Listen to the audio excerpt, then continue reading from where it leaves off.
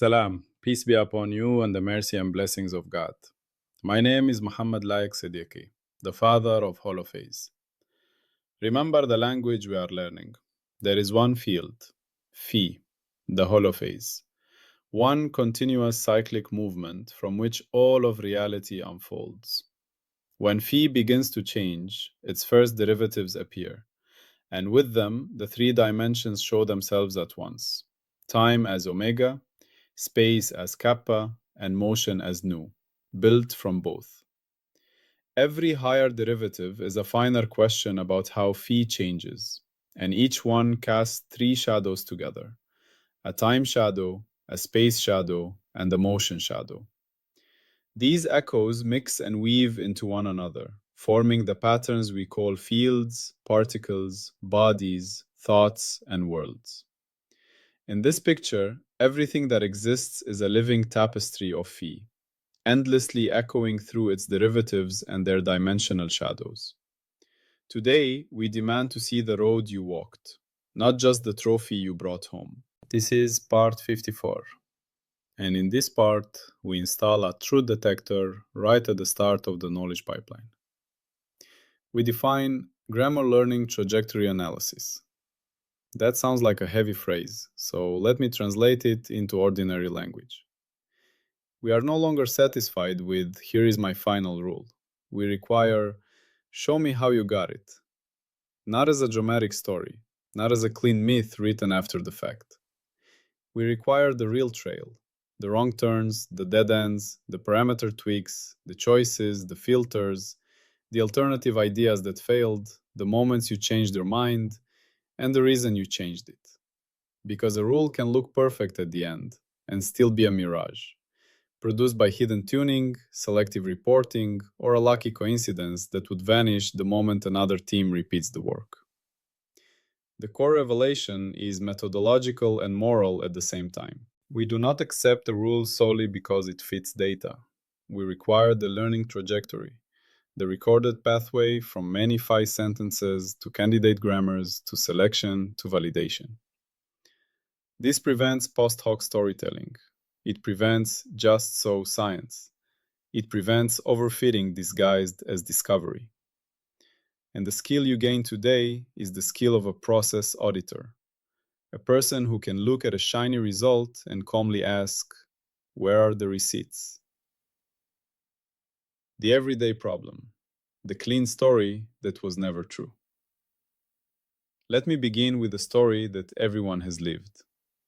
Imagine a friend tells you, I made a lot of money last year. I discovered the perfect business strategy. You ask, what is it? He smiles and says, I always invest in the best opportunities. You ask, okay, how did you know which opportunities were best? He says, because they made money. That is not a strategy. That is a story written after the outcome. He is using the result to justify the method. Now imagine he tells the story in a more impressive way. He draws charts, he uses fancy words, he says market dynamics, risk control, pattern recognition. Still, if he cannot show you what he actually did day by day, what trades he considered, which ones he rejected, what rules he used before he knew the outcome, then you cannot know if he discovered something real or if he just got lucky once and then wrote a legend about himself. Science suffers from the same disease. When you read a paper, the narrative is usually clean. We had a hypothesis, we designed an experiment, we collected data, the data fit the hypothesis, therefore the hypothesis is a law. But almost nobody actually works like that. The real process is messy. People try many hypotheses. They adjust experiments, they clean data, they change filters, they tune parameters, they choose models, they discard failures. Then, at the end, they write a paper that makes the final path look inevitable and pure. This is the narrative fallacy in science, the human tendency to rewrite the past as a smooth story after we already know the ending. The Holophase firewall refuses to allow that. It says, if you want your rule to be licensed as a law of reality, you must reveal the real learning trail. Otherwise, we cannot know if you found a genuine constraint in phi, or if you shaped your method until it matched your data, like a key carved to fit a lock after the door was already opened. Why this matters? Overfitting disguised as discovery. Now let's speak the danger plainly. A team can test 10,000 different models on a dataset. By pure chance, one model will fit beautifully. If they publish only that one model and hide the other 9,999 failures, the result will look like a new law, but it is actually a random winner of a lottery. This happens everywhere. Machine learning, economics, psychology, medicine, social science.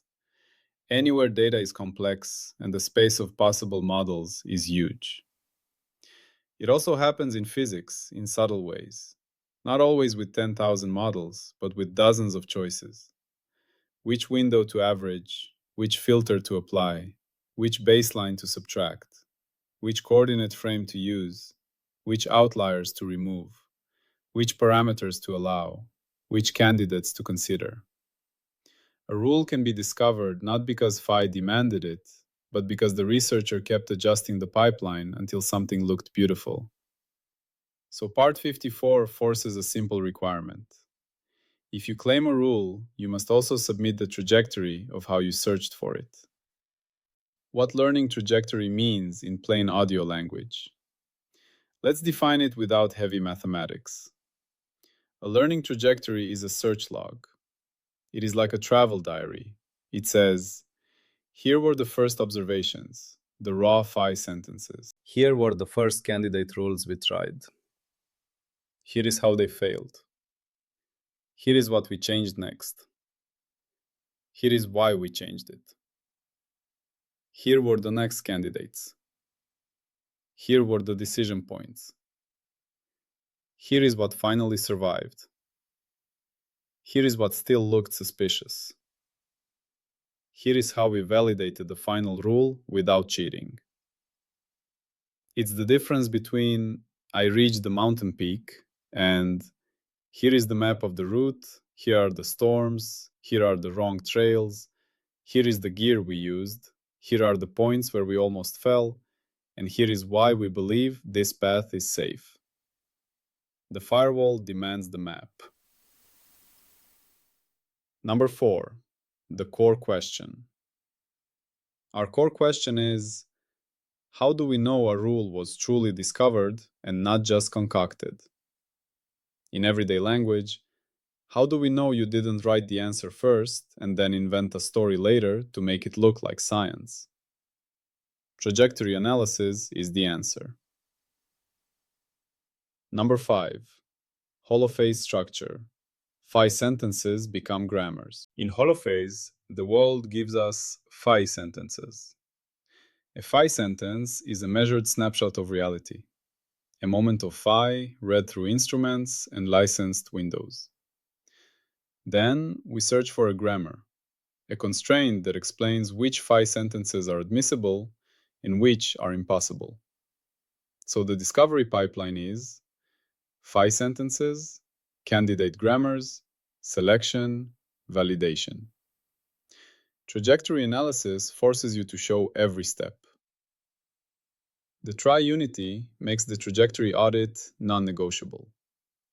In Holophase, you cannot hide behind "we fitted a curve," because every rule must be coherent in the tri-unity. Omega, time structure, how phi changes with time. Kappa, space structure, how phi changes across space. Nu, motion structure, how omega and kappa couple into dynamics. So a learning trajectory must record how omega, kappa, and nu were handled at each major step. That means omega reconstruction log, time. What time windows did you try? What sampling rates? What smoothing? What averaging choices? Did the omega signature stay stable across reasonable choices? Or did it only appear in one special window you cherry-picked? Kappa reconstruction log, space. What spatial grid? What coordinate frame? What resolution? What boundary definitions? Did the kappa pattern remain under changes, or did it disappear when you slightly redrew the map? New reconstruction log, motion. Which dynamical frame? Which coupling model? How did you infer motion from raw data? Were there multiple plausible new couplings? And if so, why did you choose one? If your final rule depends on one fragile choice among many, it is not a stable discovery. It is a tuned artifact. So the triunity turns trajectory analysis from a nice ideal into a strict requirement. 7. Energy as tally. Why the ledger must be shown step by step. Now we connect to a core holophase principle. Energy is tally. Energy is not a magical substance. It is the bookkeeping summary of how phi changes within a licensed window. And here's the danger. The learning trajectory is where people can fix the books without telling you. Imagine a swinging pendulum. Your early model doesn't conserve energy perfectly. The ledger shows a mismatch, so you add a friction term to make the accounting balance. That might be honest, if the friction is independently measured and justified. But if you hide that moment, if you present the final rule as if friction was always part of the story, then the reader never learns what really happened. The reader cannot tell whether friction is a genuine physical effect or just a patch you added to hide a mismatch. Trajectory analysis forces you to show the accounting history. At step 23, the energy tally drifted. At step 24, we introduced a dissipation term, call it gamma, because the tally mismatch suggested loss. At step 25, the ledger stabilized. Then gamma was fixed by independent measurement of air resistance. That is honest discovery. Without the trajectory, the same result becomes suspicious. It could be a patch that merely forced fit. So trajectory analysis makes the ledger accountable. It makes every fix traceable. Number 8. The formal picture, spoken for audio. We will keep it audio friendly. Let the dataset be D, data D. Let the discovery procedure be A, algorithm A, meaning the whole search procedure, including human choices and computational steps. The final rule is G final, rule G final. Now the learning trajectory is T, trajectory T. Trajectory T is a list of steps.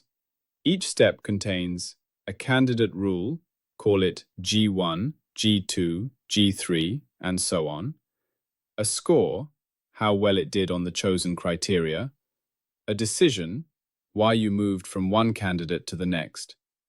So you can say, trajectory T equals a sequence. Step 1.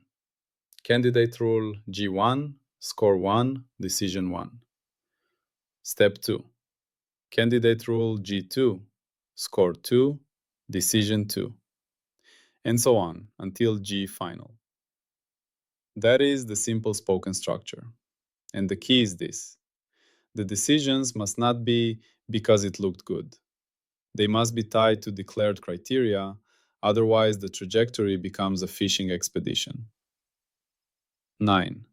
What the firewall does. The trajectory auditor. The firewall becomes the trajectory auditor. Its demand is explicit. You cannot publish a law without publishing the search trail. And the auditor checks 4 things. Check 1. Completeness. Is the log detailed enough to reconstruct what you did? If you say, we tried many models, that is not a trajectory. That is fog. The trajectory must show the list. Check 2. Triunity coherence.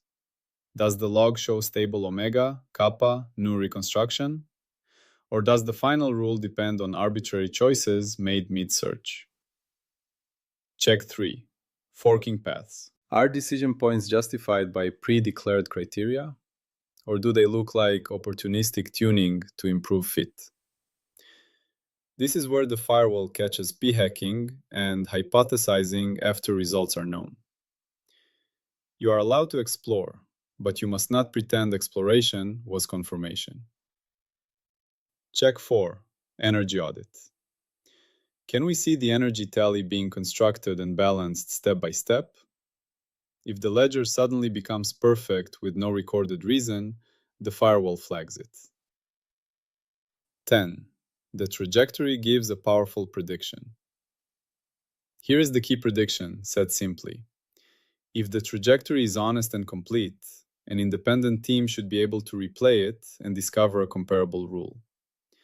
Not necessarily identical down to every decimal, but comparable structure, comparable parameters, comparable performance.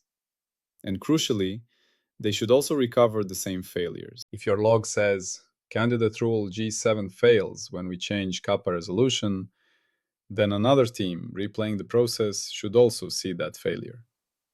If they don't, your trajectory is not trustworthy. The trajectory becomes a reproducible recipe. 11. The falsification condition and license consequence. This part has one of the strictest falsification outcomes in the entire firewall. If an independent team reruns the declared trajectory and does not reproduce the discovery, if they get a significantly different final rule, or do not encounter the same decisive failures, then something is wrong. Possible reasons: hidden assumptions not logged, unstated data filters, random seeds not recorded, human intuition steps not documented, test set leakage. You tuned on the same data you later claimed as validation. Whatever the cause, the consequence is serious. The rule's license is narrowed or suspended. The method is flagged for tacit assumption. The proponents must provide missing information or accept downgrade. In plain language, if you can't reproduce your own discovery path, your discovery is not stable enough to be called the law. 12. What is allowed and what is forbidden? This matters because trajectory analysis is not designed to punish exploration. Allowed: intuition, creativity, trying and failing, iterating, improving pipelines, changing your mind, exploring many candidate grammars. But the firewall says you must log it. Forbidden: presenting a rule as if it was the first and only idea, hiding failed experiments or alternative models, fishing for a pattern and then pretending it was pre-registered, tuning on the test set and calling it confirmation. In short, you may explore freely, but you may not lie about the exploration. 13. A simple folk example: how trajectory makes wisdom honest. Now let's ground this in an example that feels human and close. Imagine a traditional predictive rule for spring weather in foothills. Someone says, if the wild almonds bloom before Nowruz, the spring rains will be heavy. That is a final rule, G, final. But a process auditor asks, where is the trajectory? How many years was this observed? Were other signs tried? Bird migrations, cloud shapes, snow lines? How often did the rule fail? Did the community adjust the rule? Like only on the south slope or only when the winter was mild? Were failures remembered or ignored? If the trajectory shows it was based on 2 lucky years, it's weak. If it shows convergence over centuries, with honest remembering of anomalies, it's strong. Holophase treats that historical learning trajectory as precious evidence, just like modern lab logs. The difference is that modern science can write it down with greater precision. The skill you gain, asking for the receipts. Now we name your new skill. You become a process auditor. When you see a new scientific claim, you ask 5 questions. 1. What was the search space? How many models could they have tried? 2.